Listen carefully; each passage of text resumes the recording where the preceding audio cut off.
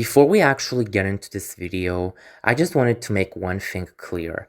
My opinion is exactly what it is. It's my opinion, and it's not supposed to hurt yours in any way. With that out of the way, let's just get into this video. Starting off with the 7th place, we have Gonta Gokuhara. I feel like we all can agree that Gonta is honestly one hilarious man, and I believe that this fact is honestly what can make him a pretty great undercover villain.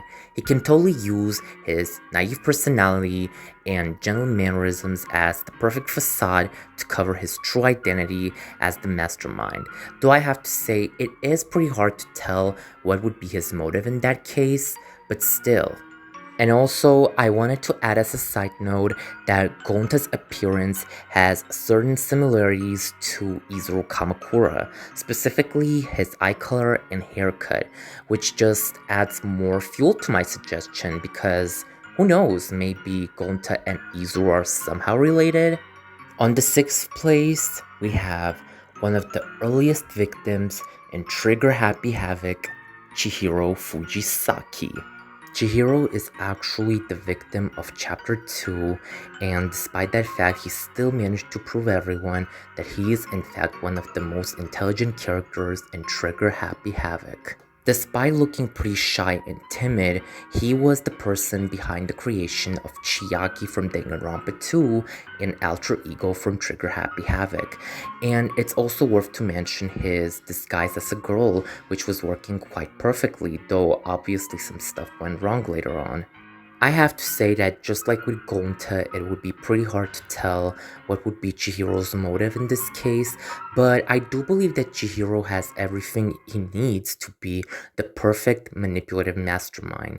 And as a follow-up to this suggestion, Chiaki will definitely end up being the mastermind in Goodbye Despair. Now this may sound like a bit of a weird pick, but on number 5, we have Byakuya Togami. I would go ahead and say that Kyoko and Byakuya are possibly two of the most intelligent characters from the Trigger Happy Havoc cast, so if Byakuya actually got the role of the mastermind, he would become more dangerous and unpredictable as the game would progress. I feel like it's a pretty well-known fact that Byakuya is coming from a billionaire family, so I could totally see him investing money into the killing game to expand his influence all over the world and the Togami Empire. Personally, I feel like he would try to target Kirigiri for outperforming him on the trials, possibly using Toko/Genocide Jack as an accomplice. On number 4, we have Queen of the Liars herself, Celestia Ludenberg. It is no secret that Celestia is a master liar and manipulator, and it's also worth mentioning that in Danganronpa history, she's actually the only killer that had the full intention of committing a double kill. In the next 2 games, the Chapter 3 killers had the second kill unplanned. With her overall cold personality and the amount of money she has from her gambling history, I feel like it would not be an issue for her to organize the killing game. Plus, as the ultimate gambler herself, she may view this opportunity as another gamble and purposefully put herself in it as one of the players. This follows up the fact that Celestia is going to be fully aware of how at any point she may be chosen as the culprit and get executed. Plus, as a side note, I would like to mention how Celestia looks kinda similar to Monokuma in color. Overall, I have to say she was a pretty cool character with a big amount of potential, and I do wish she was more involved in the series. For number 3, I made a bit of a weird choice because now we will talk about not just one character but 2 different characters. For number 3, I have Angie Yonaga and /or Atua.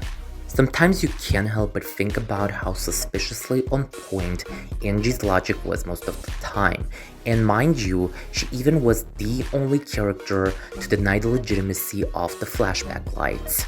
Most of the time, Angie's decisions are being driven by Atua, the mythical godly creature that she mentions occasionally.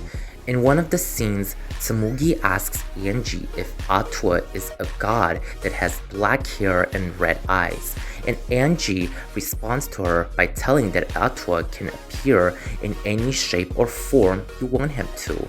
So it's totally possible that Atua is Izuru or maybe even Junko Enoshima in disguise. However, if Angie herself appeared to be the mastermind behind the killing game, I do believe that her main motive behind the game's creation would be expressing her love towards art, in a way similar to Tsumugi's love for fandoms. Before I talk about who I chose for the second place, I just wanted to quickly mention that initially, Sonia Nevermind was the one who crossed my mind regarding this section because of her out-of-pocket jokes and overall weird behavior during the trials. However, after doing a slightly deeper research regarding the Goodbye Despair cast, I realized that there was someone more fitting than Sonia. For the second place, I decided to go with Fuyuhiko Kuzuryu. You know, I feel like people in the fandom were pretty quick to dismiss how harsh of a person Fuyuhiko used to be before the events of Goodbye Despair. However, even in the Jabberwock Island, he said that there is only one rule in his world. I told you, it's kill or be killed. This means that a menace to society like him would totally not pass up on the opportunity to create such a killing game that could totally torture other people's lives, and most likely he will have Peko as an accomplice for this mission. Another thing that I totally see happening most likely is Fuyuhiko adding himself to the game because he's worrying for Peko. This would mean that technically the killing game would have not just one, but two masterminds. It honestly would be a pretty interesting plot twist if you ask me. And actually, at this point, literally any different mastermind would be easier to accept than Junko being the mastermind for the second time. For number one, now this may come as a shocker to you, but for number one, we have Miu Iruma! Okay, but in all seriousness, there are actually many factors that could contribute to the fact that Miu could be the mastermind of V3. First of all, it is no secret that Miu is kinda crazy. As the genius inventor herself, every day Miu has hundreds of different invention ideas, which could mean that she had a contribution to creating most of the gadgets in the academy. Another interesting fact that could contribute to the world of Miu being the mastermind is how Monotaro starts referring to Miu as his mom out of nowhere, meaning that Miu had a hand behind the creation of Mana Cups as well. And also, people seem to forget how on point she was during the trials. Even during the trial 1, she said that Monokuma was the killer of Rantaro, which was not an entirely wrong assumption if you think about it. This way, we would have a completely different meaning for her close relationship with Kibo, and I just do believe that if in the original game, someone locked her, Angie, and Ryoma in the same room for like 30 minutes, most of the mysteries would have been solved early on, with the only victims being Rantaro of course, and Tsumugi Shirogane. I feel like in this universe, Miu would have her lonely nature and desperation as her motives behind creating the killing game.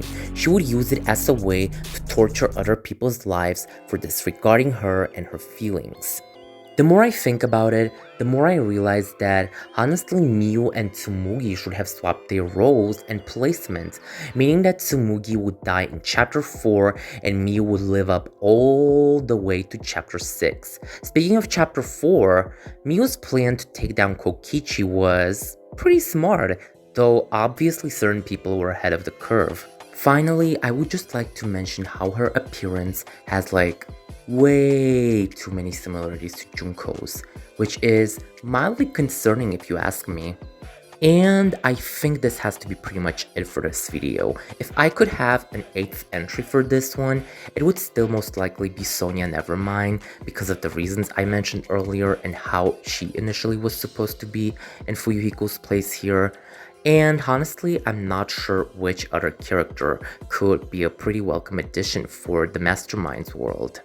Now I gotta thank everyone who watched this video till the very end.